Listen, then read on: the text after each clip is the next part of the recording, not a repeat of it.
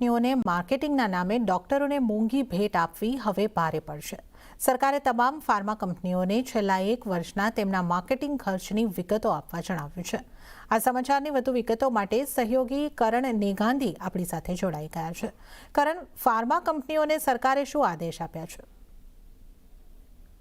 જી, તો હવે જે ફાર્મા કંપનીઓ છે તેમને ડૉક્ટરોને ગિફ્ટ આપવી જે છે તે ખૂબ જ મોંઘી પડવાની છે તેવું આપણને સૂત્રો જણાવી રહ્યા છે। સૂત્રોનું કહેવું છે કે હવે માર્કેટિંગને નામે ફાર્મા કંપનીઓ જે છે તે ડૉક્ટર્સને મોંઘીદાટ ગિફ્ટો નહીં આપી શકે અને જો તેવું કરવામાં આવશે તો તે કંપનીઓ સામે સરકાર જે છે તે કડક પગલાં લેવાની છે।